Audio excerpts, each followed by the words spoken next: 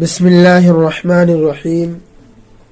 شب برات کے بارے میں کچھ غلط افواہ بھی ہے، اور حدیث میں جو حدیث ہے حدیث میں سے وہ حدیث ضعیف ہے، لیکن بکثرت ہے، بہت زیادہ ہے۔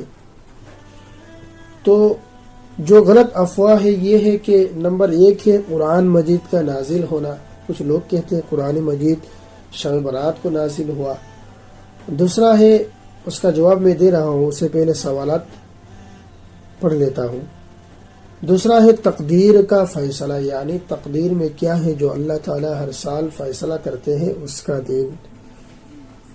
تیسرا ہے قبر میں زیارت کرنا، اللہ کے رسول صلی اللہ علیہ وسلم سے ثابت ہے، کچھ لوگ بولتے ہیں۔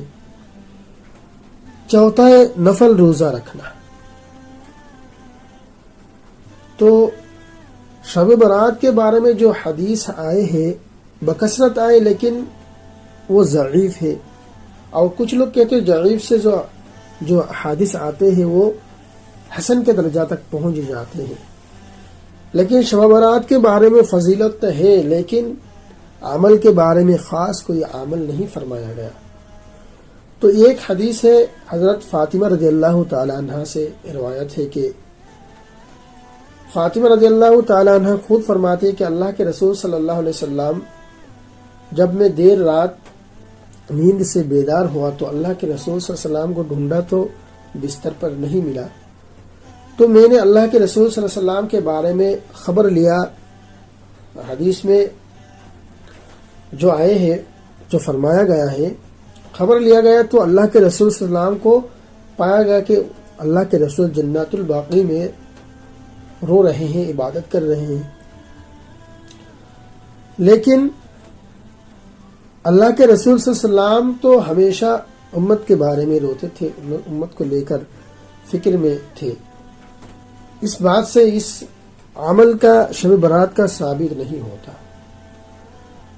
رہی بات کچھ عمل جو کچھ سوالات کیا گیا تھا کہ قرآن کا نازل ہونا، تقدیر کا فیصلہ، اور قبر کی زیارت، اور نفلی روزہ کا، تو پہلا سوال کا جواب ہے قرآن مجید شب برات میں نازل نہیں ہوا، بلکہ ہوا شب قدر میں۔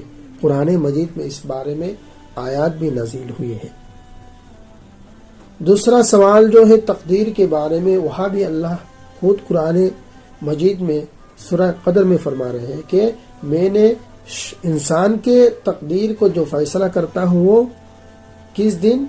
شب قدر کا دن ہوتا ہے۔ اور وہ شب قدر کا جو قرآن کا نازل ہونا، تقدیر کا فیصلہ کا دن ہے، وہ دونوں بات قرآن مجید سے ثابت ہے۔ جبکہ قرآن مجید سے اس بات کا ثابت ہو رہے ہیں، تو ہم ضعیف حدیث اس کے مقابلے میں نہیں ہو سکتے ہیں۔ تیسرا جو ہے قبر کے زیارت کرنا، تو قبر کی زیارت کرنے کے بارے میں یہ جس آدمی کا عادت ہو جاتے ہیں وہ تو ہمیشہ ہی کرتا ہے، تو حدیث جو ثابت ہے وہاں پھر جماعت کے ساتھ رواج کر لینے کے بارے میں نہیں ہے، چپکے سے جانا ہے، قبر کو زیارت کرنا ہے، وہی فرمایا گیا۔ چوتھا جو نفل روزے کے بارے میں فرمایا گیا، تو اللہ کے رسول صلی اللہ علیہ وسلم کا اصول تھا کہ ہر چاند کا 13، 14، 15 کیا کرتے؟ روزے رکھتے تھے۔ اس حساب سے جو مہینہ کا ترتیب تھا، ہر مہینہ کا، اس حساب سے اس ٹائم بھی وہی سلسلہ جاری تھا۔ تو کچھ لوگ اس جو ضعیف حدیث میں فرمایا گیا اس کو شب برات کے بارے میں، تو شب برات کے بارے میں کچھ علماء بھی ہیں ان کا انکار بھی کرتے ہیں، اور کچھ علماء ان کو ثابت بھی کرتے ہیں۔ تو علماء جمہور کا جو قول ہے وہ فرماتے ہیں کہ اگر ضعیف حدیث بکثرت ہو جائے تو وہ حسن کے درجے میں پہنچ جاتی ہے۔ تو کچھ لوگ جو انکار کرتے اس کا بھی کرنا بھی صحیح ہے، اس حساب سے جو بالکل ثابت نہیں ہے۔ اور علماء جمہور جو قول بیان کرتے ہیں کہ بکثرت ضعیف حدیث ہونے کی وجہ سے وہ حسن کے درجہ میں پہنچ جاتی ہے۔ حسن یعنی کرنا بہتر ہے، کر سکتے ہیں، بالکل منع نہیں کیا گیا۔ کچھ لوگ تو بدعات کے بارے میں فرما رہے ہیں کہ یہ بدعات ہے، نہیں، بالکل بدعات نہیں ہو سکتا، وہ بدعات نہیں ہے۔